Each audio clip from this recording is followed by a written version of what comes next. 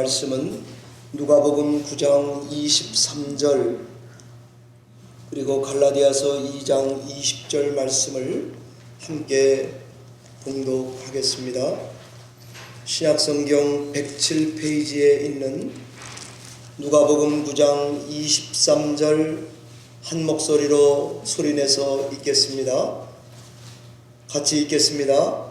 또 무리에게 이르시되 아무든지 나를 따라오려거든 자기를 부인하고 날마다 제 십자가를 지고 나를 따를 것이니라.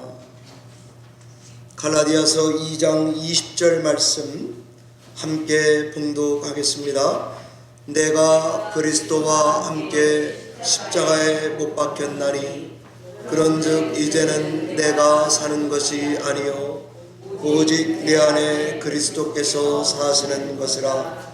이제 내가 육체 가운데 사는 것은 나를 사랑하사 나를 위하여 자기 자신을 버리신 하나님의 아들을 믿는 믿음 안에서 사는 것이라. 아멘.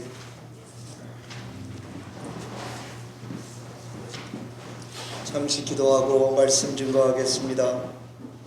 살아계신 하나님 아버지, 감사합니다. 십자가의 복음의 말씀을 준비하여 이 말씀을 성도들과 나눌 때에 성령께서 우리 심령에 임재하여 주시고 우리의 상하고 지친 마음을 고쳐주시고 우리의 삶의 방향을 결정해 주시는 귀한 시간이 되도록 축복해 주시옵소서.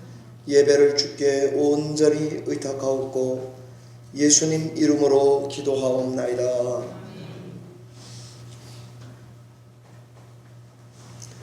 오늘은 사순절 세 번째 주일입니다. 그동안 저는 사순절 기간에 지지난주는 십자가는 신앙의 중심입니다. 지난주는 복음의 중심입니다. 그리고 이번 주에는 삶의 중심입니다 라는 말씀을 전하려고 합니다. 여러분들 다 아시는 대로 에즈베리 부흥과 같은 역사가 우리 교회 재단에도 또 우리 한인 이민교회 위에도 불길처럼 일어나는 그런 부흥이 있기를 기도합니다. 십자가는 우리 삶의 중심입니다 라는 말은 무슨 말일까요? 성도들의 삶 그리고 인생, 일상생활의 모든 영역의 중심에 십자가가 있다, 아니 있어야 한다는 말씀입니다. 갈라디아서 2장 20절은 내가 그리스도와 함께 십자가에 못 박혔나니 이제는 내가 사는 것이 아니요 오직 내 안에 그리스도께서 사는 것이라. 이제 내가 육체 가운데 사는 것은 나를 사랑하사 나를 위하여 자기 자신을 버리신, 옛 개역개정에는 자기 몸을 버리신 하나님의 아들을 믿는 믿음 안에서 사는 것이라.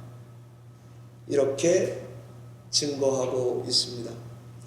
이 말씀 한 구절 안에 우리 삶의 중심에 뭐가 있는지 그리고 무엇이 있어야 하는지를 말씀해 주고 있습니다. 우리는 다 예수와 함께 십자가에 못 박혔다는 것이고요. 이젠 내가 사는 게 아니라 내 안에 그리스도가 산다 라는 것이고요. 이젠 우리 십자가에 달려 돌아가신 예수를 믿는 믿음 안에서 산다라고 말하고 있습니다. 그러므로 우리 성도들의 삶과 일상생활, 인생, 삶의 모든 영역에는 십자가가 그리고 십자가에 달린 예수 그리스도가 우리 삶의 중심이다, 중심이어야 한다 하는 말씀입니다. 과연 어떻게 십자가가 중심이 된 삶을 살아갈 수 있단 말입니까? 이렇게 말씀드리면 좀 왠지 힘들고 어렵고 어둡고 이렇게 살아야 십자가를 사는 것 같다고 생각하실지 모릅니다. 성경은 그것만 말씀해 주시지 않습니다. 그래서 우리 삶의 십자가 중심으로 살아간다고 하는 것은 뭔가 하는 것을 알려면 십자가에 대해서 이해를 하고 있어야 하겠습니다. 십자가가 이루신 일이 뭔가, 그리고 예수님이 십자가를 지신 목적이 뭔가 하는 것을 알고 신앙생활을 할 때 비로소 십자가 중심의 바른 신앙생활 속으로 들어오게 되는 것 아니겠습니까? 다 아시는 대로 예수님이 십자가에서 이루신 일은 뭡니까? 그것은 구원입니다. 예수님이 십자가를 지신 목적은 뭡니까? 새 나라, 새 백성, 새로운 인류를 창조하시려고 십자가를 지셨다라고 보는 것입니다. 그러므로 교회 공동체에 속한 모든 성도들 한 명 한 명은 반드시 예수 그리스도를 주로 믿는 사람들이어야 합니다. 이 일을 이루시려고 예수님이 육신을 입고 오셨고 같은 동족에게 거부를 당했고 제자들에게 버림당했고 그리고 비참하게 죽었다 하는 것이고 십자가에 높이 달려 세상 모든 사람들을 자기의 십자가의 발 아래로 불러 모으신다 하는 것입니다. 이로 보건대 예수 그리스도를 주로 믿는 교회 공동체는 반드시 십자가 공동체여야 합니다. 개인도 공동체도 십자가에 의해서 탄생했습니다. 계속해서 십자가에 의해서 지금도 다 십자가 아래서 살아가고 있기 때문에 우리 삶의 중심에는 십자가가 있다고 말씀을 드리는 것입니다. 십자가가 중심이 된 삶, 가이드라인을 저는 한 구절에 있어서 말씀드릴 수 있습니다. 제가 설교 준비하면서 보니까 자꾸 이 말씀으로 제가 돌아와요. 마태복음 16장 24절 그리고 오늘 읽은 본문 똑같은 말씀인데 누가복음 9장 23절이 십자가가 중심이 된 삶의 가이드라인이라고 할 수 있습니다. 누구든지 나를 따라오려거든 자기를 부인하고 자기 십자가를 지고 날마다 나를 쫓아올 것이다 하는 것입니다. 제가 성경 아무리 읽어도 십자가 중심이 된 삶 가이드라인이 이 구절밖에 없습니다. 그럼 십자가 중심이 된 신자의 삶을 어떻게 해야 되는지 말씀을 드리겠습니다. 그 첫 번째가 deny yourself, 자기를 부인해야 합니다. 누구든 신자의 삶에 십자가 중심인 삶이 되려면 반드시 자기를 부인하면서 신앙생활을 하셔야 합니다. 저는 이 말씀을 준비하면서 이 자기 부인은 변화라고 묵상을 했습니다. 십자가가 중심이 된 신자의 삶에 항상 자기를 부인하는 삶이 있습니다. 거기에는 변화가 동반되게 되어 있습니다. 변화 없으면, 자기 부인 없으면 십자가 중심의 신앙생활이라고 하지 못할 것입니다. 이런 자기 부인의 삶, 십자가 중심의 삶, 변화의 삶은 특징이 있습니다. 여러분도 저도 예수를 믿고 나를 부인하며 지금도 신앙생활을 하고 있습니다. 특징이, 내가 예수 그리스도를 믿고 자동적으로 변화받은 것을 고백하지 않을 수 없어요. 그래서 열심히 예수를 믿고 왔어요. 근데 지금 제가 이 말씀을 접하면서 또 하나 고백하지 않을 수 없는 것은, 변화라고 하는 것은 자동적으로 따라온 변화이기도 하지만 동시에 그 이후에 애쓰고 힘쓰며 노력하지 않으면 변화할 수 없다는 것입니다.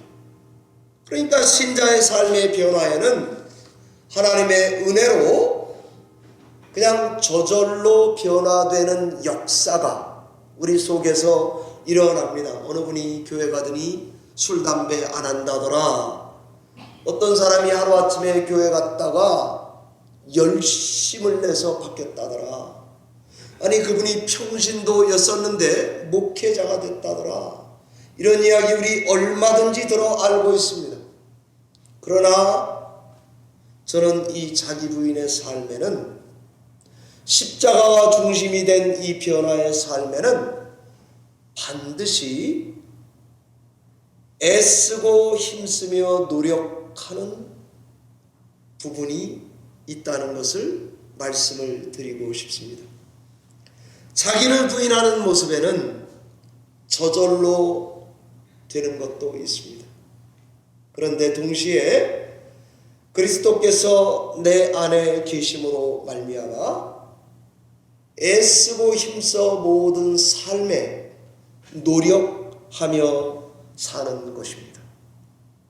이것은 우리가 신앙생활할 때에 좀 훈련이 덜 되면 이해가 잘 되지 않고 왠지 부인하고 싶은 부분입니다. 이런 거죠.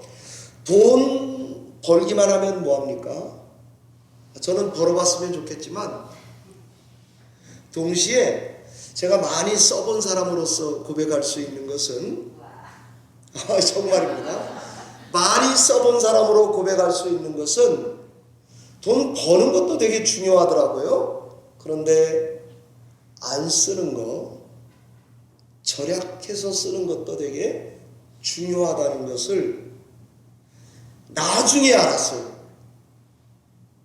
저는 어머니가 용돈을 하도 잘 주셔서 전혀 그런 걸 모르고 자랐어요. 그런데 예수 믿고 나서도 그 생활이 오래 갔어요. 돈을 귀하게 여길 줄 몰랐어요. 그런데 이제는 제가 더 많이 어떤 생각을 하게 되는가 하면, 돈을 절약해서 쓰거나 지혜롭게 써야 한다는 것을 더 많이 기도하고 돈을 지금도 사용하면서 살고 있습니다. 제가 이 말을 하면 제일 은혜를 받지 못하는 분이 저희 집 아내일 거라고 생각이 됩니다. 그런데 저 나름대로는 사실입니다. 열심히 돈 벌어야 돼요. 많이 벌어야 돼요. 그런데 지혜롭게 절제해서 절약해서 써야 하는 것이나 마찬가지입니다. 인생이 행복하려면 아내는 남편을 잘 만나야 돼요. 남편은 아내를 잘 만나야 돼요. 이건 은혜로 돼요. 맞아요. 그런데 좋은 아내를 만났는데 혹시 감사하지 못하는 인간이 있다면 하나님의 은혜가 온전히 은혜 될 수 없는 것과 똑같은 이치입니다. 십자가를 따르며 자기 부인의 삶을 살 때에 하나님이 주시는 거저받은 은혜의 힘을 입어서 자기를 부인하며 신앙하셔야 합니다. 그런데 동시에 애쓰고 힘써서 그리스도의 십자가의 삶을 살아갈 때에 성도가 변화하게 되는 줄 믿습니다. 저는 이걸 나중에 깨달았고, 그 다음에 지금 제가 한소망요양원에 목요일날 예배를 인도하러 가요. 요양원 어른들 예배 인도하러요. 거기 가서 딱 보면 두 부류로 탁 나눠지는 걸 제가 보게 되었습니다. 세상은 다 없다라고 생각하고 살아요. 이거 인터넷에 보니까 나오더라고요. 없다. 10대는 철이 없대요. 20대는 답이 없고, 30대는 집이 없고, 40대는 돈 없다, 50대는 일이 없다, 60대는 낙이 없다, 70대는 이빨이 없다, 80대는 남편이 없다 또는 처가 없다, 90대는 시간이 없다, 100세가 되면 다 필요 없다. 그렇게. 제가 이건 세상 사람이 말하는 방식입니다. 재밌으라고 만들었지만 그렇습니다. 자기를 부인하고 사는 신자, 십자가가 삶의 중심이 된 변화의 삶을 계속 살아가는 신자는 그렇게 보지 않습니다. 않아야 합니다. 10대는 어린아이 같아서 천국 간다고 우린 믿습니다. 20대는 예수님이 답입니다. 30대는 집까지 거 없어도 삽니다. 40대 돈 필요하면 하나님이 줄 겁니다. 50대 세상 넓고 할 일 많습니다. 60대 주 안에서 기뻐하며 사는 법을 압니다. 70대 이빨이 없으면 잇몸으로 살면 됩니다. 이거 제가 지은 거예요. 80대 남편 없고 처가 없어도 주님이 함께하면 됩니다. 90대 가진 게 시간밖에 없습니다. 100세 다 필요 없다가 아니고 오직 주님만 필요합니다. 제가 요양원에 가서 두 종류의 어른들을 딱 보게 돼요.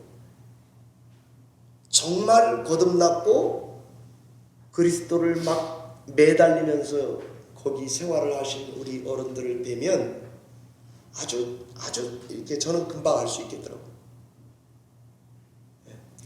본인도 굉장히 불편한데 말을 곱게 해요.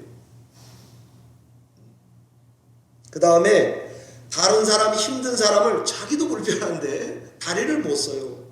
근데 휠체어 타고 가서 물이라도 주려고 애써요. 제가 이거 오래 관찰하고 내린 결론입니다. 찬송을 부르면 그분들은 뜨거워요. 목소리 안 나오죠? 손으로 두들기면서라도 해요. 이것은 신자와 세상의 방식을 명확하게 보여주는 자기 부인의 삶인 것을 알 수가 있습니다. 자기를 부인하시며 십자가의 삶을 지금 살아가시고 계셔야 나중에 저희들이 요양원 생활을 하게 될 때라도 십자가가 중심이 된 성도로 자기의 신앙을 지켜낼 수 있을 것입니다. 두 번째, 자기 십자가를 지고 살 때 날마다 져야 한다는 말씀을 드리고 싶습니다. 저는 자기를 부인한다는 것은 변화라고 말씀드렸다면 자기 십자가를 날마다 지는 삶은 선택의 문제라고 묵상을 했습니다. 마태복음 20장 20절에 보면 야고보와 요한의 어머니 세베대의 아들 말하는 것입니다. 예수께 나와서 어머니가 절을 하면서 부탁을 하나 해요. 우리 아들들 당신의 나라에 가면 한 짝은 우편 짝은 큰아들, 좌편 짝은 둘째 아들 앉혀달라고 강청합니다. 그러니까 예수님이 당신은 지금 당신이 구하는 게 뭘 구하는지도 모른다고 말씀하십니다. 장차 천국에서 우의정, 영의정 자리에 누가 앉을지는 예수님도 모르나 내가 마시려는 잔을 마실 수 있나요? 라고 물어요. 여기서 잔은 십자가라는 운명의 잔을 말합니다. 다들 할 수 있다고 자신했을 거예요. 그 어머니도 따지껏 그렇다고 빨리 말해야 한 자리 차지하니까 그렇게 얘기했을 거예요. 이 이야기가 주고받는 중에 나머지 10명의 제자가 화딱지가 났어요. 왜? 슬쩍 와서 어머니까지 동원해서 로비를 하거든요. 여러분 성경을 읽어 잘 알 것입니다. 베드로, 야고보, 요한은 12명 중에 리더들 되는 제자들입니다. 예수님이 변화산에 올라가실 때, 중요한 곳에 기도하실 때 이 제자들이 항상 같이 따라다녔던 제자입니다. 그런데 야고보도 요한도 다른 데 관심이 있어요. 제사보다 제밥에 관심이 있습니다. 김칫국 먼저 마시고 있습니다. 이럴 때 예수님이 십자가의 길에 대해서 이야기한 것입니다. 야고보와 요한은 예수님의 사촌이기 때문에 세베대 아버지 입장에서 생각해 보았습니다. 잘 크고 집안의 보석덩어리 야고보 요한이 어느 날 예수님 따라 집 나가서요 가출했어요. 예수를 따라다니기를 3년 정도 했다고 그래요. 이 집은 제법 돈 있는 부잣집 자제들입니다. 아내 입장에서 보면 예수님이 어디를 가시든지 여행 경비를 후원했을 것으로 추정됩니다. 자, 아들 줘요, 돈 줘요. 이쯤 되면 본전 생각나는 거 당연한 것 아닙니까? 보상을 바라보는 거예요. 뭘 해주실 건가? 적어도 우의정, 좌의정 정도는 애들이 받으면 좋겠어요. 그때에 예수님이 십자가의 길에 대해서 말씀하셨습니다. 여러분 다 아시는 대로 두 아들의 운명이 어떻게 됩니까? 사도행전 12장 2절에 보면 야고보는 12명 중에 1번으로 죽는 아들이 됩니다. 그리고 요한은 12명 중에 12번째 죽는 제자가 됩니다. 1번은 순교자, 다른 아들은 12번 생존자. 누가 더 크냐에 관심이 있을 때에 예수님이 하신 말은 십자가의 길이었습니다. 이것은 선택의 문제입니다. 마태복음 20장 28절에 인자가 온 것은 섬김을 받으려 함이 아니요 도리어 섬기려 하고 자기 목숨을 많은 사람들의 대속물로 주려 함이라 그랬습니다. 십자가를 지는 게 예수님의 목적입니다. 자기 목숨을 대속하여 주는 게 목적이다 이 말입니다. 예수님은 이것을 말씀만 하신 것이 아니라 그 길을 선택하여 살아갔습니다. 예수님이 누가 크냐라고 다투는 제자들에게 가이드라인을 줬습니다. 십자가. 그리고 나를 따라오려거든 자기를 부인하고 십자가 지고 나를 따르라는 이 말씀은 자기의 죽음과 부활을 계시할 때 했던 말씀입니다.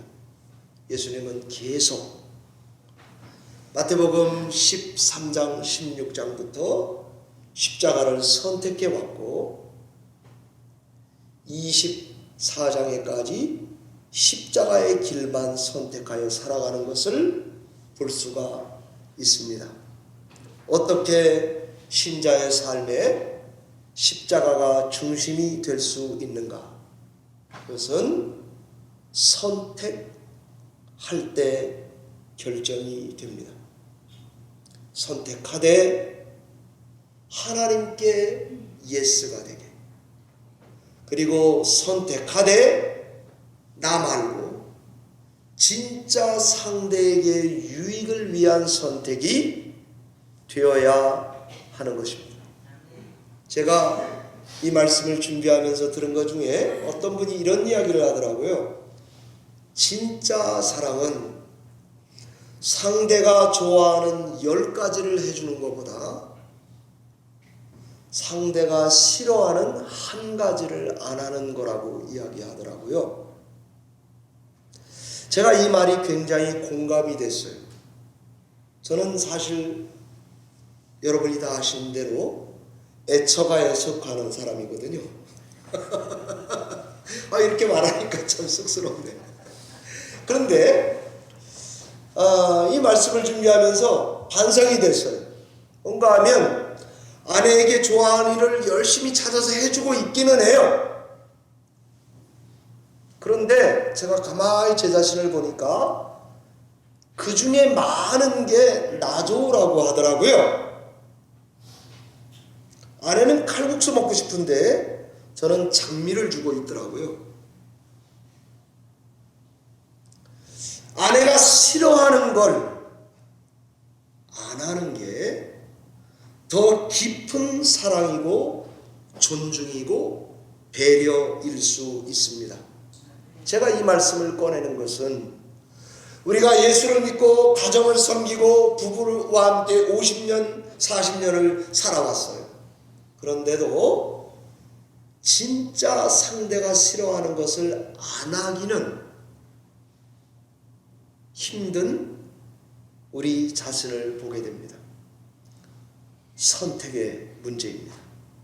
십자가상에서 예수님은 야망을 쫓을 것인가, 희생을 따라갈 것인가,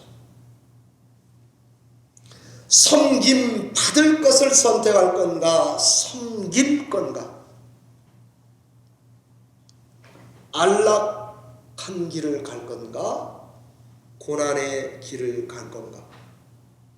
예전에 제가 썼던 표현대로 십자가에서 내려올 건가, 그냥 달려 있을 것인가 까지가 다 십자가의 선택 같았습니다.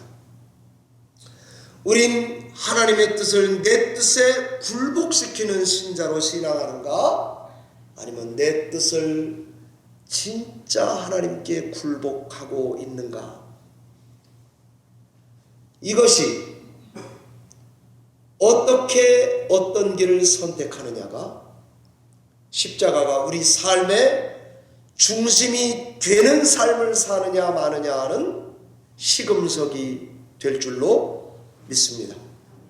나는 우리 성도님들이 선택의 문제에서도 오늘 증거한 말씀을 꼭 기억하셨다가 그림을 머릿속에 연상되시라고 말씀드린 대로 상대에게 칼국수를 주고 있는가, 장미꽃을 주고 있는가 생각을 하시며 살아가셔야 할 것입니다. 세 번째입니다. 십자가 중심의 삶은 주님을 따라가야만 합니다. 저는 이 말씀은 방향성의 문제라고 말씀드리고 싶습니다. 놓치셨을 텐데 첫 번째 뭐라고 그랬죠? 변화의 문제라고 그랬습니다. 두 번째는 선택의 문제라고 그랬습니다. 주님 따라가는 것은 방향성의 문제입니다. 주를 따라가는 건 죽음의 길, 순교일 수 있겠습니다. 때로는 섬김, 희생, 전도, 선교, 기도, 중보기도 이런 모습일 수 있겠습니다. 심지어 원수를 사랑하는 것, 주를 따라가는 모습일 수 있겠습니다. 그러나 작게는 절제하며 사는 것, 말을 조심하는 것, 내 감정을 절제하는 것, 내 정욕을 절제하는 것, 다른 사람을 더 깊이 배려하는 것, 사람이 보든 안 보든 남을 위해 열심히 기도 시간을 더 내는 것, 노인들을 보면 먼저 달려가는 것, 애들을 보면 무시하지 않는 것, 이런 것들이 다 십자가의 길, 예수 그리스도를 따라가는 모습일 것입니다. 어떤 모습이든지 간에 분명한 것은 저희들이 살아가는 모습을 보고 세상이 우리를 보고 예수 그리스도의 십자가가 연상되게 신앙한다면 그 신자는 삶의 중심에 십자가가 있다고 할 수 있습니다. 고린도후서 4장 7절 이하 10절만 읽겠습니다. 우리가 항상 예수의 죽음을 몸에 짊어지는 것은 예수님의 생명이 우리 몸에 나타나게 하려 합니다. 그랬습니다. 저와 여러분의 삶을 보고 세상 사람들이 예수님이 상영되는 것을 영화 보듯이 보는 거예요. 이게 원문을 살린 번역이에요. 성경에 보면 구원에 대한 메시지가 많습니다. 그죠? 화목, 구속, 칭의, 화해 이런 것들입니다. 다 구원을 말하는 것입니다. 그런데요, 배경이 다 다르고 강조하는 바가 약간씩 다르지만 메시지는 똑같습니다. 화목은 성전 언어입니다. 구속은 시장 언어입니다. 칭의는 법정 언어입니다. 화해는 가정 언어입니다. 여러분, 마치 구원은 종교적으로 보자면 제사와 같아서 우리 죄를 속죄해 줍니다. 구원은 마치 상거래 비즈니스 용어 같아서 대가를 지불하고 주님 것이 됐습니다. 법정, 마치 우리는 그렇지 않은데 의롭다라고 선언합니다. 가정의 언어와 같아서 화해, 화목과 같은 그림을 바울이 따오고 있습니다. 다양하지만 메시지는 하나밖에 없습니다. 십자가에서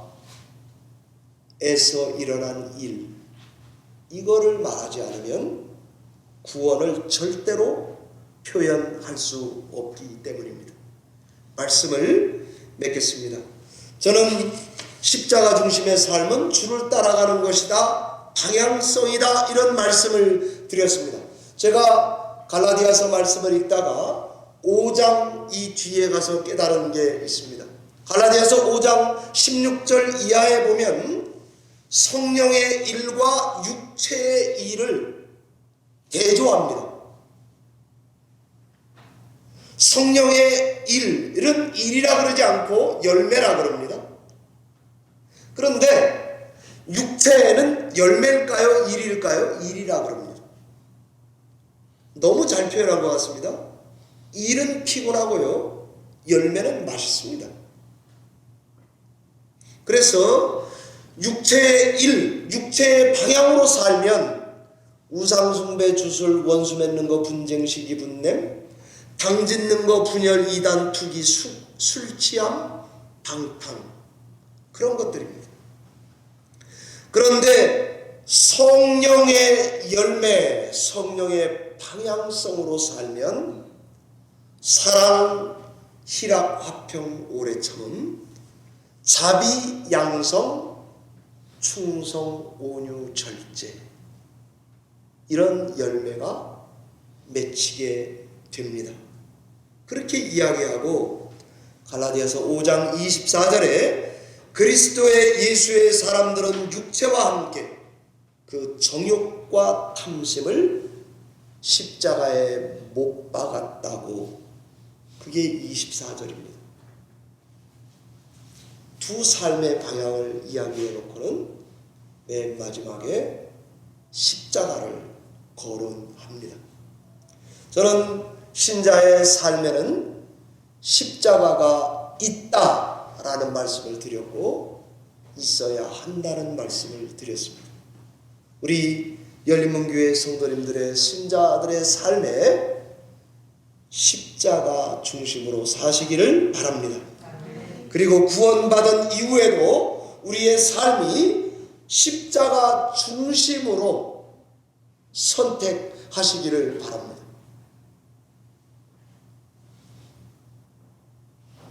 잘 분별할 수 없을 때조차도 하나님께 영광이 되고 내가 십자가를 지는 십자가 방향성을 가지고 신앙생활을 하신다면, 제가 요양원에 가서 봤던 그 훌륭한 어른들처럼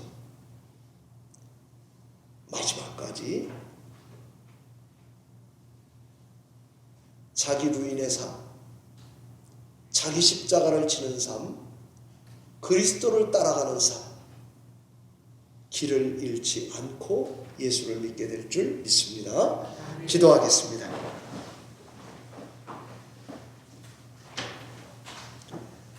하나님 아버지, 감사합니다. 십자가는 우리 삶의 중심이라고 증거했고 중심이어야 한다고 증거했습니다. 사랑하는 성도들에게 이 은혜의 말씀을 붙들고 우리의 삶의 출발부터, 아니 오늘부터 영원까지 십자가 중심으로 변화와 선택과 방향으로 살아갈 수 있도록 은혜를 더해 주시옵소서. 주께 의지하옵고 예수님 이름으로 감사하며 기도하옵나이다.